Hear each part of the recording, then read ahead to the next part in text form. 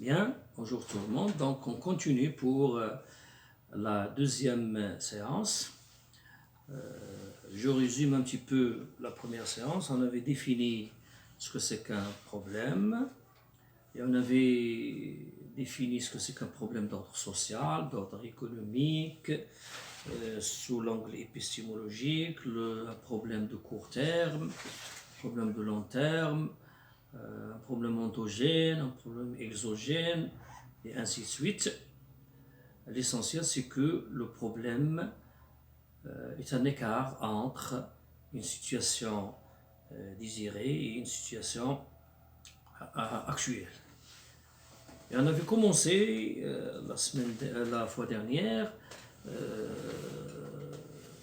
par le premier problème, à savoir socio-économique, le problème de l'inflation. Et on avait défini ce que c'est que l'inflation et on avait un petit peu parlé des sources de cette inflation. On a évoqué trois sources, l'inflation par les coûts, par la demande et par le marché monétaire. Bien sûr, il y a d'autres types de sources d'inflation qu'on n'a pas évoquées, par exemple l'inflation importée, ça veut dire qu'il vient de l'extérieur et tout ça, mais l'essentiel c'est que les trois origines sont les plus importantes. Maintenant, on va, pour savoir est-ce que l'inflation constitue un problème, est-ce que l'inflation constitue un problème, on va voir quels sont les effets, les conséquences, les retombées de ce phénomène d'inflation. Alors, lorsque nous sommes en présence d'un phénomène d'inflation, on peut avoir des répercussions sur l'économie en général. Et on va résumer un petit peu un certain nombre de répercussions. La première conséquence de l'inflation, elle peut causer ce que l'on appelle la fuite devant la monnaie. La fuite devant la monnaie, qu'est-ce que ça veut dire? La détention de la monnaie n'étant pas rémunérée. Ça veut dire que si vous détenez de la monnaie, c'est une charge pour vous. Donc les agents économiques commencent à se débarrasser de la monnaie parce que il n'est pas rémunéré, il n'a pas de valeur, de ce qu'on appelle on fuit devant la monnaie. En cas d'hyperinflation, ça veut dire l'inflation très forte, les agents économiques vont se débarrasser immédiatement en consommant. Ça veut dire que lorsque les agents économiques constatent que les prix augmentent et continuent à augmenter, ils vont continuer à augmenter, qu'est-ce qu'ils vont faire? Ils vont anticiper cette augmentation, ils vont consommer davantage parce que ils croient qu'il y aura une poursuite de l'augmentation des prix. Et donc, ils vont immédiatement consommer et là, il y aura un phénomène de fuite devant la monnaie. Ça veut dire que les agents économiques vont se débarrasser de la monnaie détenue. Vont se débarrasser de la monnaie. Et ça, c'est un problème qui peut peser sur l'économie en général. Là aussi, il y aura un autre problème si jamais en cas d'inflation, au sens que j'ai dit dans la première séance, ça veut dire la contradiction entre les rythmes d'augmentation des prix et des revenus. Donc en période d'inflation, il y aura des transferts de revenus qui prêtent à un taux fixe vers les emprunteurs qui à un taux fixe. Ça veut dire qu'il y aura une redistribution des revenus. Les prêteurs à taux fixe vont transférer les revenus vers les emprunteurs à taux fixe. Par exemple, si le prix des biens est 10, l'inflation est de 20%, l'année prochaine, un bien qui coûtera 12, l'année prochaine, Donc il y aura un emprunt, si on a un emprunt de 100 à 10% par an, donc le coût, ça serait 110 l'an prochain. D'accord? Ça veut dire le prix du bien est de 10, l'inflation est de 20%.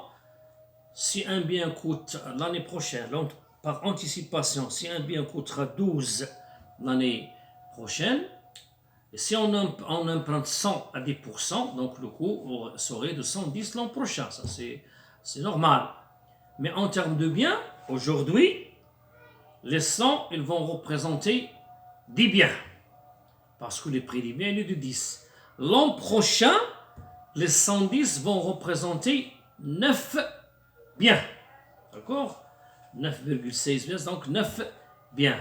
Autrement dit que ça veut dire qu'il y a un transfert de revenus des prêteurs à taux fixe vers les emprunteurs à taux fixe. Et là, ça va poser un problème. Aussi, l'inflation, il peut causer ce que l'on appelle les distorsions des prix. Les distorsions de prix, ça veut dire lorsque les prix évoluent fortement, il est difficile de faire des prévisions. D'accord? Lorsque les prix évoluent fortement et d'une manière aléatoire, d'accord, on ne peut pas faire des prévisions pour faire nos transactions correctement. Donc, c'est ce qui va causer un phénomène de distorsion de prix. Ça veut dire ce que l'on appelle le coût de changement des étiquettes. C'est le coût de changement des étiquettes. Voilà donc un petit peu les effets, les grands effets de l'inflation. Bien sûr, il y a d'autres effets qu'on ne peut pas traiter dans ces séances-là, parce qu'on a d'autres choses à dire pour d'autres problèmes. Donc on a résumé un petit peu les effets de l'inflation. Maintenant, qu'est-ce qu'on doit faire pour se prémunir contre cette inflation? Qu'est-ce qu'on doit faire pour se prémunir contre l'inflation? Ça veut dire, nous avons ressenti qu'il y a un phénomène d'inflation. Quelles sont les politiques à suivre pour pouvoir se protéger, si vous voulez bien, contre cette inflation? Alors, pour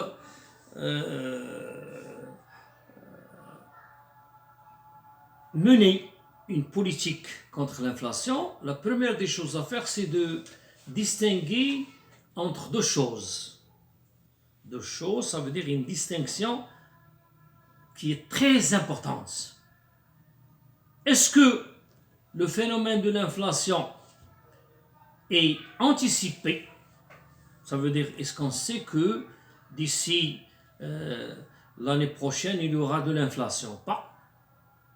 Ça veut dire, est-ce qu'on peut prévoir, est-ce qu'elle est prévue, cette inflation, est-ce qu'elle est prévue ou pas? Et, deuxième distinction, est-ce que l'inflation est non anticipée? Donc, vous avez deux volets. Soit, vous savez à l'avance qu'il y aura de l'inflation. Ça veut dire, l'inflation, elle est déjà anticipée. Ou bien, vous savez à l'avance que vous ne savez pas que il y aura de l'inflation. Donc vous arrivez, vous trouvez que c'est une inflation qui n'a pas été déjà anticipée. D'accord? Donc, qu'est-ce qu'il faut faire pour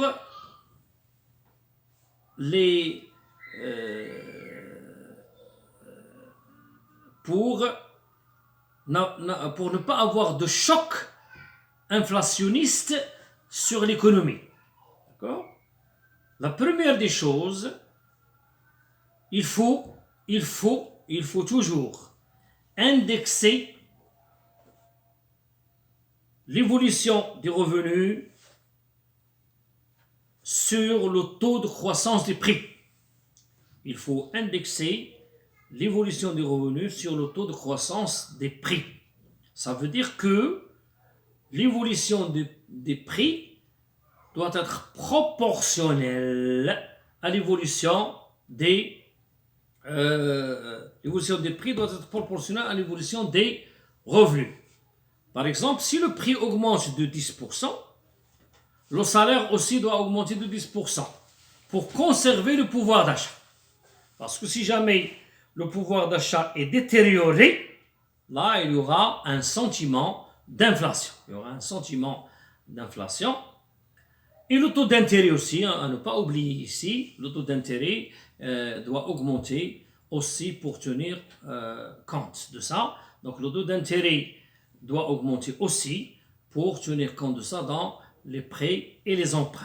Donc la meilleure solution au phénomène de l'inflation, la meilleure solution au phénomène d'inflation, c'est d'indexer l'évolution des prix à l'évolution des revenus. Mais malheureusement, ce n'est pas toujours possible. On ne peut pas faire cette indexation.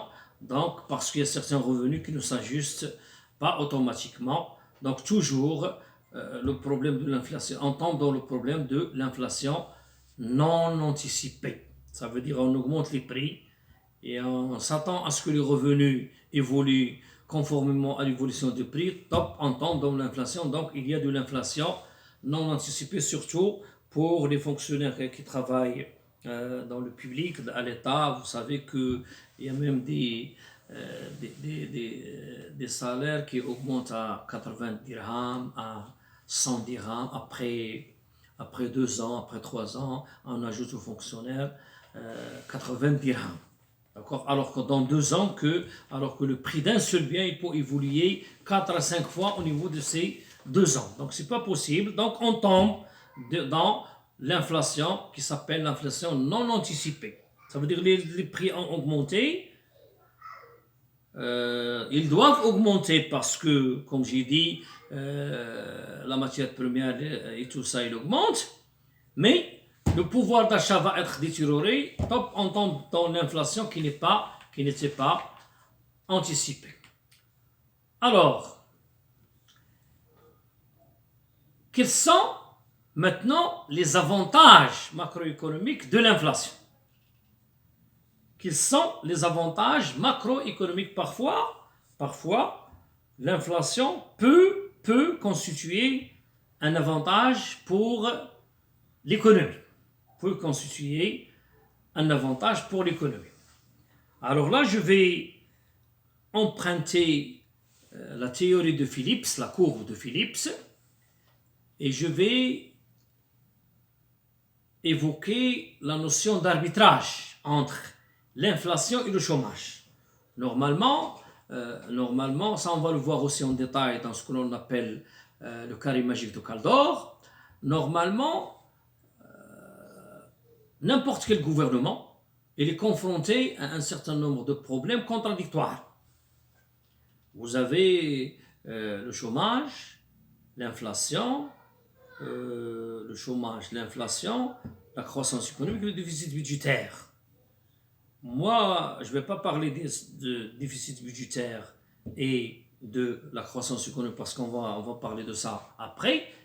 Mais ici, on va rester tout simplement au niveau de l'arbitrage entre l'inflation et le chômage. Le problème qui se pose est le suivant. Si jamais on veut lutter contre le chômage, qu'est-ce que ça veut dire lutter contre le chômage? Ça veut dire il faut fonctionner les capacités productives humaines dans l'économie. Alors, les capacités productives humaines dans l'économie, ça veut dire qu'il y aura des recrutements. Ok? Donc, il faut employer ces capacités. Alors, employer ces capacités veut dire distribuer des salaires. C'est pas? Distribuer du salaire, ça veut dire vous augmentez le pouvoir d'achat des citoyens. Augmenter le pouvoir d'achat, automatiquement, il y aura une demande qui va augmenter. Et comme vous le savez, comme on a dit en haut, si la demande augmente, les prix vont augmenter et donc on va tomber dans l'inflation. Ok? Alors si vous oubliez le chômage et vous vous focalisez sur l'inflation, alors vous dites je dois diminuer l'inflation au minimum possible. Donc diminuer l'inflation au minimum possible, ça veut dire c'est baisser les prix. Alors baisser les prix, ça veut dire il y a un problème au niveau il y aura un problème au niveau de la production, au niveau de l'offre, parce que les prix ont baissé. Pas de production, il y aura des licenciements, il y aura une aggravation de la partie chômage. Donc là, il y a un dilemme entre les deux problèmes. Et de là, l'avantage d'avoir un petit peu d'inflation, c'est pour combler le chômage. Ça veut dire que lorsqu'on voit le phénomène d'inflation augmenter, il faut qu'il soit au profit de l'emploi. Mais le problème qui se pose, c'est que on constate que parfois le taux d'inflation est en augmentation et le taux de chômage aussi, il est en augmentation. Et ça, c'est pas un avantage. Alors, si jamais l'inflation, elle est utilisée pour combler le chômage, oui, on peut tolérer un taux d'inflation, mais avec un minimum de chômage ou bien un maximum d'emploi. C'est pour cette raison que l'inflation, elle est utilisée pour faire cet arbitrage à court terme. Ça, c'est à court terme. À long terme, il n'y a pas d'arbitrage. On ne peut pas aller vers le long terme avec un arbitrage inflation et chômage. Pourquoi? Tout simplement parce que les salaires s'ajustent plus lentement que les prix. Donc on ne peut pas arbitrer. On peut arbitrer pour une année, pour 2 ans, mais après on ne peut pas faire cet arbitrage inflation et chômage. Donc à court terme, une hausse des prix, à court terme, une hausse des prix accroît la productivité marginale en valeur du travail. Et là, j'ouvre une petite parenthèse pour vous rappeler ce que vous avez vu en microéconomie. En microéconomie, vous avez sûrement vu la production totale, productivité marginale du travail, productivité marginale du capital. Alors, la productivité marginale du travail, ce n'est rien d'autre que la quantité produite divisée par la valeur du travail utilisé. Ça veut dire combien on produit par travailleur. Alors, lorsque les prix augmentent, ça veut dire que la productivité marginale en valeur des travail, elle s'accroît.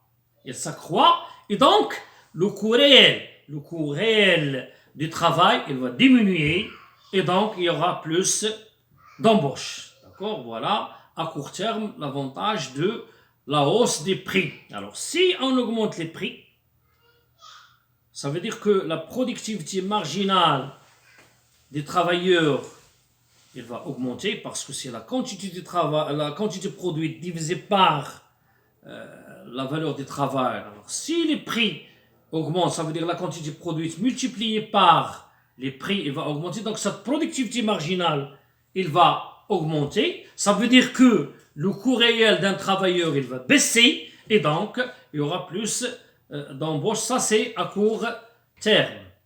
À long terme, les salariés s'aperçoivent qu'ils perdent du pouvoir d'achat. Après, avec le temps, ils vont constater que leur pouvoir d'achat diminue parce que les prix sont en augmentation. Leur productivité marginale, elle est en augmentation, ça c'est profitable pour l'entrepreneur. D'accord? Mais le salarié lui-même, il va constater après un certain temps qu'il est en train de perdre son pouvoir d'achat. Donc il y aura ce que l'on appelle les revendications salariales qui vont être favorisées par la baisse du chômage et le salaire réel du chômage retrouve leur niveau de départ. Donc à court terme, la hausse des prix, il peut contribuer à l'augmentation de la productivité marginale et donc le coût réel il va baisser et donc il y aura de l'embauche, ça c'est un avantage. Mais à long terme, les salariés ils vont constater que petit à petit, parce que les prix ont augmenté, que leur pouvoir d'achat il va baisser. Parce que les prix ils augmentent. Et là, il y aura des revendications. Si jamais on redresse la situation, on peut revenir à notre niveau de départ. Donc, pour finir avec le premier problème, à savoir le problème de l'inflation, on peut énumérer un certain nombre de politiques de lutte contre l'inflation. D'accord? On peut parler de certaines politiques de lutte contre l'inflation, comme l'indexation des salaires sur la productivité ou sur une cible d'inflation. Ça veut dire que le gouvernement, il fixe un taux d'inflation et il essaie d'indexer les salaires sur la productivité des salariés sur la base de cette cible d'inflation. On peut mener une politique monétaire restrictive pour ne pas avoir de l'inflation due au marché monétaire. On peut aller vers l'accroissement des taux d'intérêt, donc la réduction de la demande et de l'activité, pourquoi pas. Et on peut même aller vers la réduction de l'inflation à un coût en termes de croissance. Donc soit l'indexation, soit la politique monétaire, soit le taux d'intérêt, soit le coût en termes de croissance. Voilà donc un petit résumé sur le premier problème, à savoir le problème de l'inflation. Alors maintenant, on va passer au deuxième problème d'ordre aussi socio-économique. Il est social, il est qualifié d'ordre social, mais il a une relation avec l'économique aussi. C'est le problème du chômage. C'est le problème du chômage. On va définir ce que c'est que le chômage et on va voir quelles sont les mesures à suivre pour lutter contre le chômage. Donc, le chômage, c'est quoi? Le chômage, tout simplement, c'est un déséquilibre entre l'offre et la demande de travail. C'est un déséquilibre entre l'offre et la demande du travail. Et là, il faut faire une distinction pour ne pas confondre. Il y a ce qu'on appelle l'offre du travail et la demande du travail. Et il y a ce qu'on appelle l'offre de la main-d'œuvre et la demande de main-d'œuvre. D'accord? Alors, lorsque je parle d'offre de travail, ça veut dire le travail offert par l'entreprise. Ça veut dire le nombre de postes offerts par l'entreprise. D'accord? La demande de travail, c'est le nombre de postes demandés par les travailleurs. À l'inverse, l'offre de la main-d'œuvre, elle correspond à la demande du travail. Vous suivez? L'offre de la main-d'œuvre, ça veut dire moi j'offre ma main-d'œuvre. Ça veut dire ça c'est une demande de travail. La demande de la main-d'œuvre, elle est demandée par les entreprises. C'est ce qu'on appelle l'offre du travail. Donc l'offre du travail, c'est la demande de la main-d'œuvre. La demande de travail, c'est l'offre de la main-d'œuvre. Mais ce qui nous intéresse le plus ici, c'est que sur le marché du travail, le chômage, ce n'est qu'un déséquilibre entre l'offre et la demande du travail. Il se peut que l'offre de travail soit supérieure à la demande de travail, comme il se peut que la demande de travail soit supérieure à l'offre de travail. L'essentiel, c'est que le marché du travail, il est déséquilibré. Alors, le Bureau international du travail, il définit les caractéristiques ou les conditions d'un chômeur en général. Il pose 3 conditions. Alors, pour pouvoir être qualifié comme étant en chômage, la première condition, il faut être sans travail. Donc, vous n'avez pas de travail. Ça, c'est la première condition. Deuxièmement, être disponible et capable pour travailler.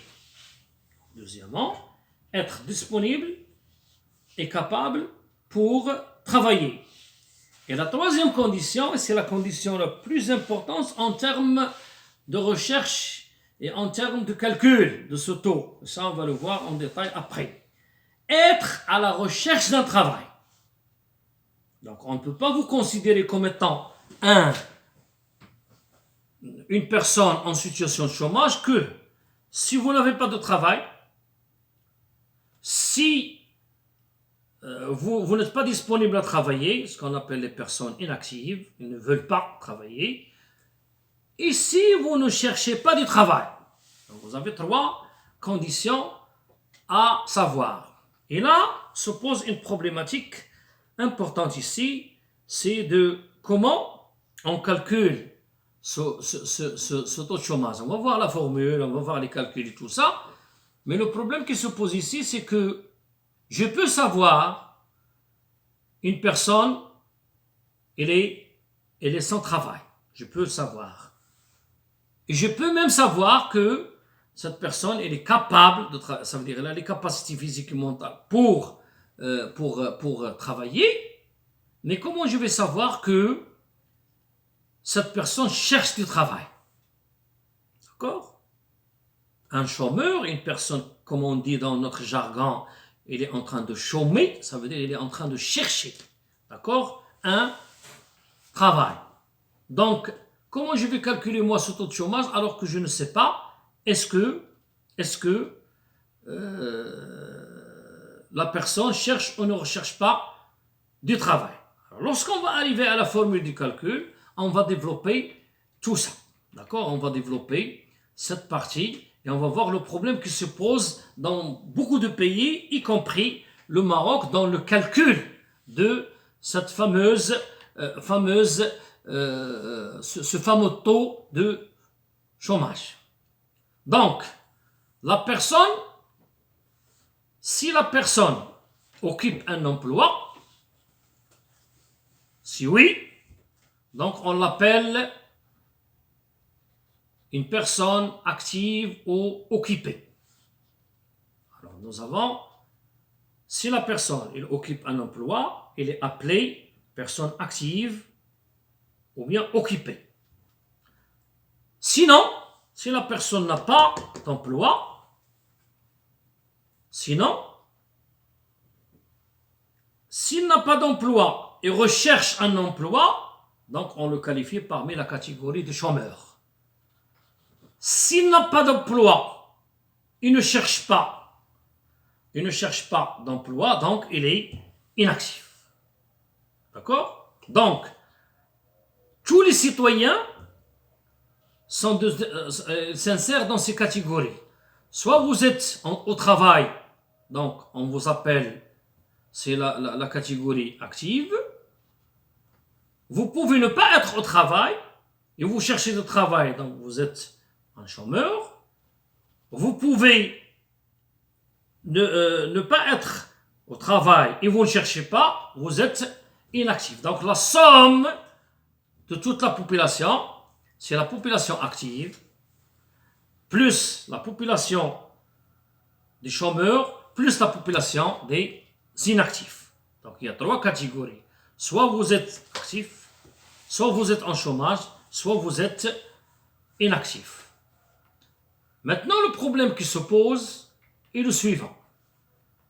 Le problème qui se pose au niveau, comme j'ai dit, au niveau de la difficulté de mesure.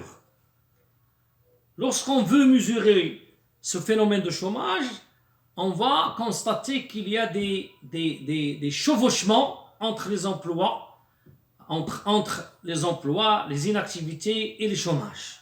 Parfois, il y a des chevauchements. Alors, si jamais on a un cercle des personnes qui sont en emploi et un autre cercle des personnes qui sont inactives et un autre cercle des personnes qui sont au chômage. Alors, si ces cercles-là sont séparés, ça veut dire pas d'intersection entre les cercles, ça ne posera pas de problème. Ça ne posera pas de problème. Ça veut dire que voilà les personnes en emploi, voilà les personnes inactives et voilà les personnes en chômage. Mais dans la réalité, il y a des chevauchements. Il y a des chevauchements. J'essaie de vous expliquer le schéma que vous allez recevoir sur le document. Et il y a des chevauchements. Par exemple, si le cercle des personnes inactives et le cercle des personnes en emploi chevauche, ça veut dire qu'il y a une intersection entre les deux cercles. Comment peut-on expliquer la partie de l'intersection entre l'emploi et l'inactivité? Ça veut dire la personne, il est à la fois en emploi et à la fois il est inactif. D'accord? Ça s'appelle ce qu'on appelle le temps réduit volontaire. Ça veut dire qu'il était en emploi, il a choisi, la personne, il a choisi de réduire son temps de travail volontairement. Ça veut dire que je peux m'arrêter à un moment donné volontairement et continuer à travailler. Alors maintenant, le croisement entre le chômage et l'emploi. Si une personne se trouve dans la zone en même temps emploi et chômage, là, c'est ce qu'on appelle un temps réduit involontaire. Parce qu'il était au travail, on lui a arrêté le travail involontairement. D'accord? Le croisement entre le chômage et l'inactivité, je peux être en chômage et en même temps inactif. Qu'est-ce que ça veut dire je deviens inactif? Ça veut dire que je ne cherche plus du travail. Pourquoi? Parce que je suis en train maintenant de faire des formations et j'ai cessé l'activité de chercher le travail. Alors si les trois se croisent, ça veut dire la personne il est en emploi. Si les trois se croisent, la personne il est en emploi,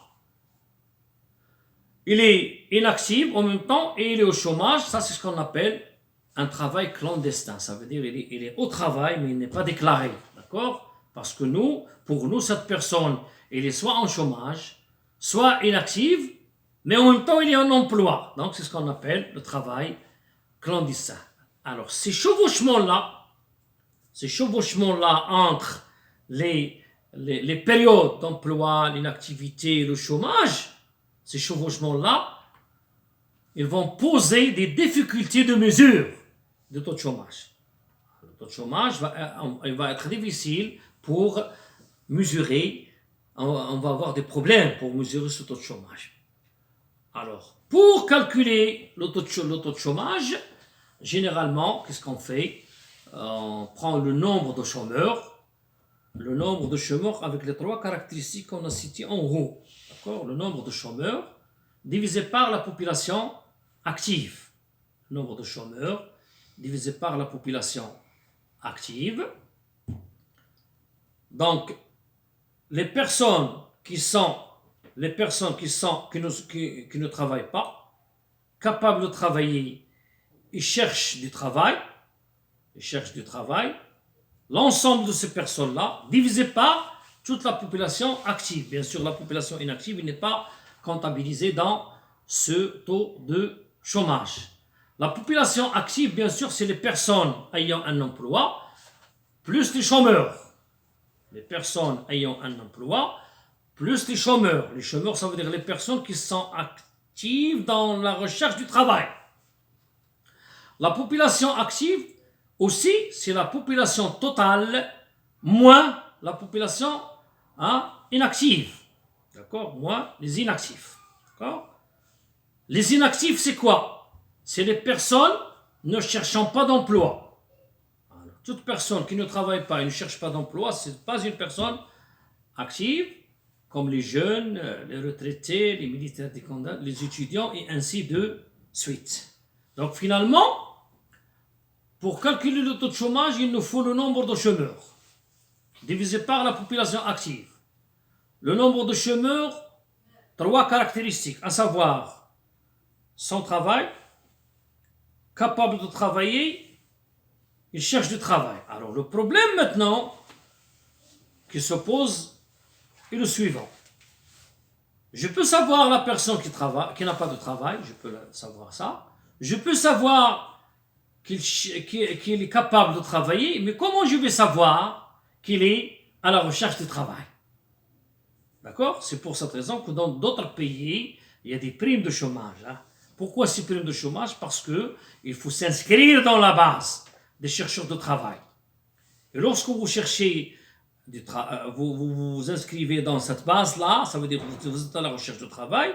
L'État, à travers un certain nombre d'associations dans certains pays, il vous cherche le premier poste. Si vous l'acceptez, donc on vous élimine de la base, vous n'êtes plus chômeur. Si vous le refusez, on vous cherche un deuxième. Si vous le refusez, on vous cherche un troisième. Si vous le refusez, on vous élimine de la base, vous n'êtes pas un chômeur, vous ne cherchez pas du travail, et donc vous n'êtes pas dans la base, donc on peut calculer le taux de chômage correctement. Mais dans d'autres pays, par exemple comme le Maroc, on ne peut pas calculer ce taux de chômage correctement parce que on n'a pas de base des chômeurs. Comment je vais savoir que la personne est à la recherche du travail? Donc, et on peut calculer, si on a les données, un taux qui s'appelle le taux d'activité. C'est la population active divisée par les personnes en âge de travailler. La population active, ça veut dire la population des personnes ayant un emploi plus les chômeurs, divisé par les personnes en âge de travailler. Donc, ce qui nous intéresse ici pour cette matière, c'est le problème lui-même, le chômage. Comment peut-on expliquer ce chômage? Pourquoi il y a du chômage? Et pourquoi le taux de chômage, il varie? Pourquoi il varie? Il augmente, il diminue, il baisse. Donc on va essayer d'expliquer ce phénomène de chômage et on va voir aussi, comme pour le phénomène de l'inflation, on va voir aussi est-ce qu'il s'agit d'un problème ou pas? Si jamais ça constitue un problème, est-ce qu'il y a des solutions à ce stade-là? Mais pour expliquer l'origine du chômage, il y a une distinction très importante. Il y a une distinction très importante à soulever. C'est la distinction entre le stock et le flux. Le stock et le flux de chômage. Donc, le stock et le flux de chômage, c'est quoi? Pour distinguer entre les deux, il faut préciser qu'est-ce que ça veut dire stock et qu'est-ce que ça veut dire flux. Le stock, c'est un nombre ou une quantité fixe. Par exemple, on dit le stock de la marchandise est de 300. Le stock de la marchandise est de 300. Ça veut dire dans le magasin, il y a 300. Donc, c'est un montant constant, fixe. C'est un nombre ou bien des kilos, des quantités, je ne sais pas. Le flux est un mouvement. Le flux, c'est un mouvement. Donc, finalement, le flux est la variation du stock. Si j'ai un stock de 300 et j'ai vendu 100, donc le stock, combien il reste? Il reste 200. Donc 300, c'est le stock.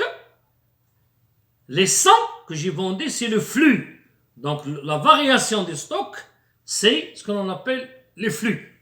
Alors au niveau du chômage, pour pouvoir bien mesurer ce chômage-là, il faut distinguer entre le stock de chômage et le flux de chômage. Et là, c'est pourquoi cette distinction est importante? Parce qu'il y a des personnes qui étaient en chômage, ils vont travailler, il y a des mouvements. Il y a des personnes qui étaient au travail, sont maintenant au chômage. Il y a des personnes qui étaient au travail, sont maintenant inactives. Il y a des personnes, il y a des flux et des stocks. Donc, pour pouvoir mesurer correctement le phénomène du chômage, il faut distinguer entre ces deux notions de stock et de flux. Donc, le nombre de chômeurs constitue le stock de chômage à un instant donné. Par exemple, lorsque j'ai dit en 2020, le chômage est de 3000. Je dis n'importe quoi, 3000. D'accord? Ça veut dire que le stock de chômage il est de 300 à un instant donné. Ce stock de chômage, il va varier d'une période à une autre en fonction de ce que l'on appelle les flux d'entrée et les flux de sortie. En fonction de ce qu'on appelle les flux d'entrée et les flux de sortie. Ça veut dire qu'il y a des personnes qui vont passer de l'activité vers le chômage. Il y a des personnes qui vont passer du chômage vers l'inactivité. Il y a des personnes qui vont passer de l'inactivité vers l'activité, et ainsi de suite. D'accord? Alors là, du moment qu'on a distingué entre le flux et le stock, on peut décomposer notre population en 3 catégories. Alors la catégorie active, ça veut dire employé, la catégorie chômeur et la catégorie inactive. Je vais commencer par n'importe quelle catégorie, je vais voir quels sont les flux qui se passent entre les 3 catégories.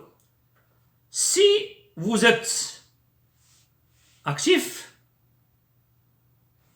si vous passez vers la partie chômage, ça veut dire ce que l'on appelle les pertes d'emploi. C'est à calculer. Les pertes d'emploi ou les mises à pied. D'accord? Toujours avec les personnes actives ou employées, si une catégorie passe vers l'inactive, c'est soit la retraite, soit la cessation d'activité. Retraite ou cessation d'activité. Ce n'est pas perte d'emploi. Cessation d'activité par maladie, par je ne sais pas. Donc il faut être très prudent dans les calculs. D'accord? La perte d'emploi, ce n'est pas la cessation d'activité. Alors, maintenant, si vous êtes dans la catégorie du chômeur et vous passez vers la catégorie active, ça c'est ce qu'on appelle les nouvelles embauches, d'accord? Si vous êtes dans la catégorie chômeur et vous passez vers l'inactivité, c'est ce que l'on appelle les chômeurs découragés. Les chômeurs découragés, vous allez voir ça sur un schéma dans le document. D'accord? Et si vous êtes dans l'inactivité, vous étiez malade ou je ne sais pas, moi j'étais malade, et je reprends, je vais vers la partie chômage, ça veut dire je reprends la recherche du travail. D'accord? Là, ça s'appelle un nouveau entrant ou un réentrant. Ça s'appelle un réentrant. D'accord? Alors, de l'inactivité vers l'activité, c'est ce qu'on appelle la prise d'emploi. Alors, ce qui m'intéresse dans tout ça, c'est de savoir calculer à quoi est égale la population active, à quoi est égale la population chômeur, à quoi est égale la population inactive, et de passer vers une autre période en prenant en considération ces mouvements. Parce que si vous calculez ces quantités pour l'année 2019, pour l'année 2020, vous aurez des chevauchements. Vous aurez ce qui sort de l'inactivité vers le chômage, il y aurait des mouvements. Donc, le mieux, c'est de calculer les mouvements et non pas les stocks.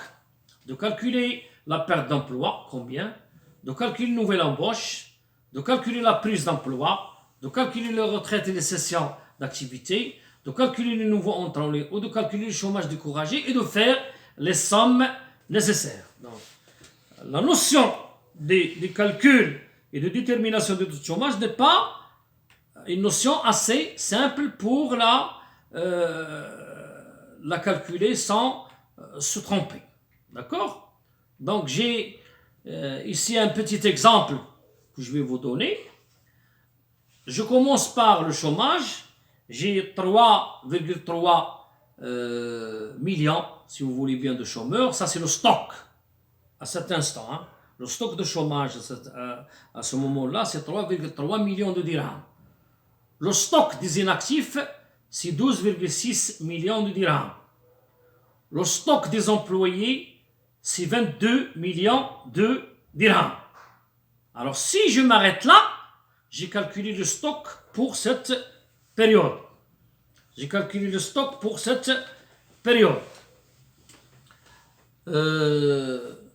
Si maintenant je vais commencer à voir les mouvements, j'ai 3,3 millions de chômeurs. Après un certain temps, 213 000 par exemple 400 ont passé des chômages vers l'emploi. Ça veut dire que je dois retrancher les 211 400 des 3,3 et les ajouter aux 22 millions d'emplois. D'accord? Et en même temps, 206 200 en partie de l'emploi vers le chômage. Donc je dois retrancher les 206 des 22 et les ajouter à 3,3. 42 500 par exemple de chômeurs ont passé vers l'inactivité. Donc il faut retrancher les 42 500 de 3,3 et les ajouter à 12,6. 12,6 inactifs, 14 800 ont parti ils ont repris la recherche du travail, il faut la retrancher de là et l'ajouter ici, et ainsi de suite. Donc il faut voir un petit peu cette distinction qui est très importante entre le stock et les flux. Alors maintenant, si on maîtrise la partie distinction entre stock et flux, on va aller vers l'explication du chômage. Pourquoi il y a du chômage? Pourquoi il y a du chômage? Et pour pouvoir déterminer les causes du chômage, on va définir un certain nombre de types de chômage. Et à travers ces définitions-là, on va constater que, voilà, pourquoi le chômage il peut être de ce type-là, comme il peut être de ce type-là. Et on va voir les sources de ce phénomène de chômage. Alors, le premier type de chômage, c'est le chômage, ce qu'on appelle le chômage frictionnel. Il y a un chômage qui s'appelle le chômage frictionnel. Deuxième type de chômage, c'est ce qu'on appelle le chômage dû au coût du travail. Chômage dû au coût du travail. Troisième type de chômage, c'est ce qu'on appelle le chômage dû à l'insuffisance de la demande. Et quatrième type de chômage, c'est le chômage qu'on appelle le chômage structurel. Ce qu'on appelle le chômage structurel. Alors, le chômage frictionnel, il correspond aux personnes passant par une brève période de chômage entre deux emplois. Alors, entre deux emplois, si vous passez par une brève période de chômage, là, vous êtes dans le cadre de ce qu'on appelle le chômage frictionnel. Ça veut dire, j'ai travaillé pendant 10 ans dans cette boîte, j'ai arrêté pendant 3 à 4 mois et j'ai repris. Donc les 3 mois, il est comptabilisé dans ce que l'on appelle le chômage frictionnel. Ça veut dire que ça n'est pas un chômage très grave, vu que la période elle est limitée, donc vous avez repris suite à votre expérience dans le domaine où vous travaillez. Le chômage dû au coût de travail, et là, lorsque je parle du coût de travail, on parle de ce que l'on appelle le marché du travail. Le marché du travail. Le coût du travail, bien sûr, c'est le prix du travail, ça veut dire c'est les salaires et les rémunérations. Donc, quand on parle de marché du travail, il y a une demande de travail, il y a une demande de travail, il y a une offre de travail. La rencontre entre les deux courbes de demande de travail et l'offre de travail, c'est l'équilibre dans le marché du travail. Ça veut dire le travail offert, il coïncide exactement avec le travail demandé. Donc la demande du travail dépend essentiellement du niveau de production. Et la dépendance, elle est positive. La dépendance est positive. Ça veut dire plus le niveau de production augmente, plus la demande de travail aussi augmente. La demande du travail dépend des salaires réels, mais elle dépend négativement. Alors, c'est quoi le salaire réel? Le salaire réel, c'est le salaire nominal, c'est ce que vous touchez, divisé par les prix. C'est en quelque sorte, c'est le pouvoir d'achat. Alors, la demande du travail, elle dépend négativement du salaire réel. Plus le salaire réel augmente, moins on demande du travail.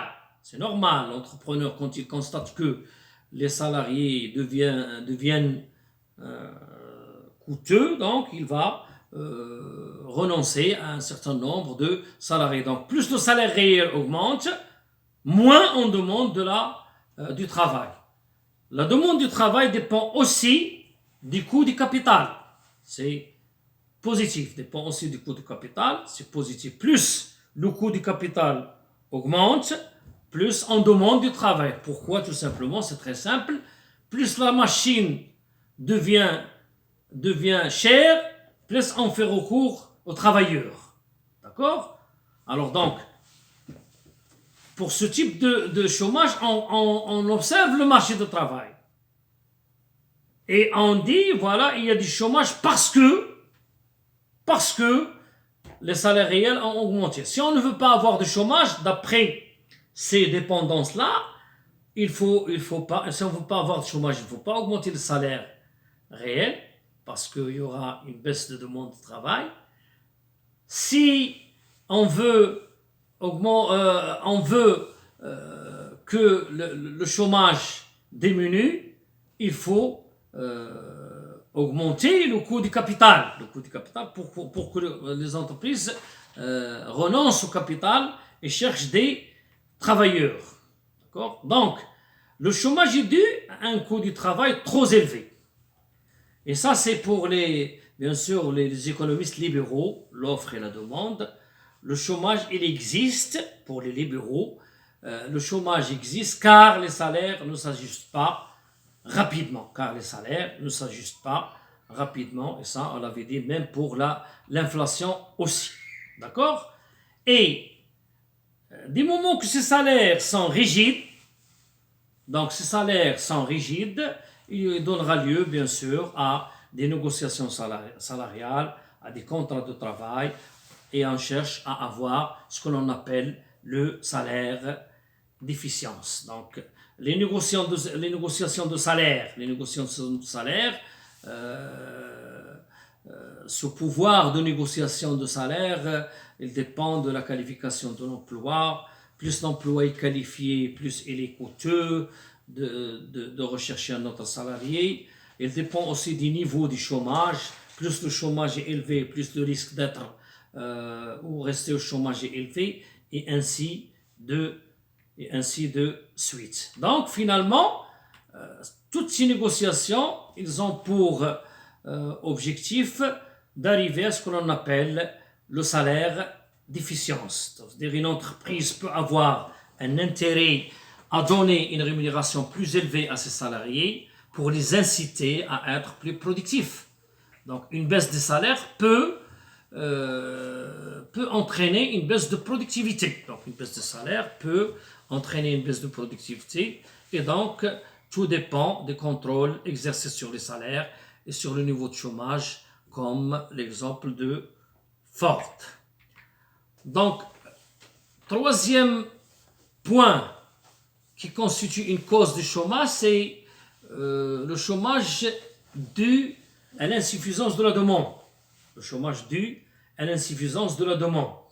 Et là, bien sûr, on va revenir à la théorie keynésienne, parce que c'est la théorie keynésienne qui met l'accent sur la demande. Après, bien sûr, le démenti de la loi de Jean-Baptiste Say, toute offre que pour demande. Donc les keynésiens, Jean Maynard Keynes, il a mis l'accent sur la demande et non pas sur l'offre. Et pour lui, donc pour les keynésiens, le chômage n'est pas dû au dysfonctionnement du marché du travail, comme pour les libéraux.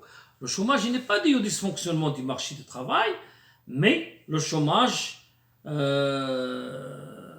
est dû aux contraintes de débouchés. Il n'y a pas de débouchés parce que les entreprises anticipent la demande qui est faible, produisent peu, donc embauchent peu. Ça veut dire que les entreprises, ils disent, voilà, il n'y aura pas une grande demande, donc on ne va pas produire beaucoup, donc on ne va pas embaucher de salariés. Et donc, il y aura des chômages. Donc, pour les keynésiens, le chômage, il est dû à l'insuffisance de la demande. C'est pourquoi Keynes, il donne plus d'importance à la demande, plus d'importance à la demande interne. Et là, on l'avait dit, on l'avait répété, même j'ai écrit dans mon ouvrage Covid-19 en arabe et sa répercussion sur l'économie, il faut que le gouvernement stimule la demande et non pas, il ne faut pas décourager la demande. Dernier type de chômage, rapidement, c'est le chômage structurel. Alors ce chômage structurel, il est dû généralement à des modifications de structure de l'économie tout entière, il est structurel. Donc lorsqu'il y a un choc négatif, déclin d'un secteur, les chômeurs, est-ce qu'ils vont trouver rapidement du travail? D'accord? Il y a un choc très négatif dans la structure elle-même, et donc, est-ce qu'on va trouver rapidement du travail ou pas? Donc, cela dépend de l'organisation économique, sociale du marché de travail. Donc, le chômage structurel est un problème qui donne lieu à des emplois vacants, mais avec un coût de publicité, de recherche, de formation, de salaire. Et donc, il y a des difficultés ça veut dire marquantes au niveau du chômage structurel. Le chômage structurel, c'est un chômage c'est le chômage le plus difficile. D'accord? Premièrement, l'inadaptation des qualifications. Il existe des emplois vacants et des chômeurs. Il y a des emplois vacants et il y a des chômeurs. Alors pourquoi ça? Pourquoi ne pas employer ces chômeurs dans ces emplois vacants? Parce qu'il y a un problème de qualification. Ça, c'est structurel. L'allocation de chômage, il allonge la durée de recherche de travail parce qu'on donne l'indemnité, et la législation restrictive sur les licenciements. Donc le chômage structurel est considéré comme niveau de chômage minimum atteint pour une économie, quelle que soit sa conjoncture. C'est le minimum.